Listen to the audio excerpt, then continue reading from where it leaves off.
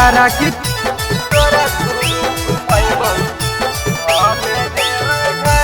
Recording by Savera Films.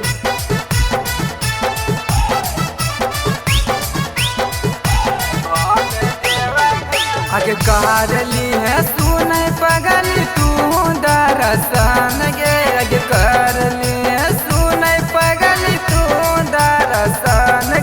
आगे चल पता रखी तोरा घुमैबौ हमें देवा घर गे आगे चल पता रखी तोरा घुमैबौ हमें देवा घर गे आगे करली है सुने पगली तू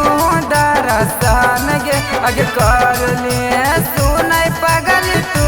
दरसन गे आगे चल पता रखी तोरा घुमैबौ हमें देवा घर गे आगे चल पता रखी तोरा घुमैबौ हमें देवा घर गे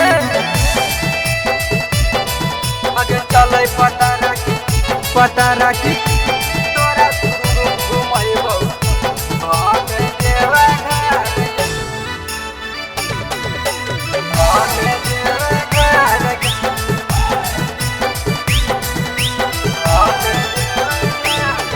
आगे सुना के धानी जब जब घरवा कंधवा पर हले कवरवा कंधवा पर हले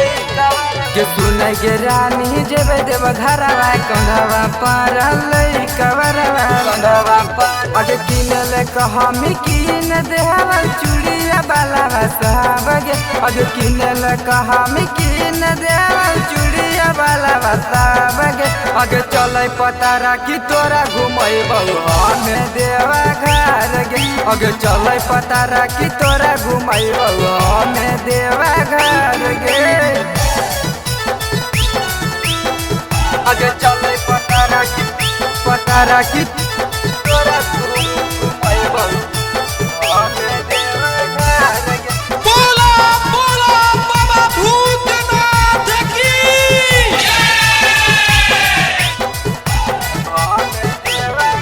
आगे सुल्तान गन से जलवा उठाए बोलबम के बोली नारा लगाए बोलबम के बोली नारा लगाए आगे सुल्तान गन से जलवा उठाए बोलबम के बोली नारा लगाए आगे कहली है सुने पगली भोला बाबा के दर्शन गे कहली है सुने पगली भोला बाबा के दर्शन गे लगे चल पता रखी तोरा घुमैबौ हमें देवा घर गे आगे चल पता रखी तोरा घुमैबौ हमें देवा घर गे Savera Films Recording Studio, Sahapur Chowk, Dewan Bigha.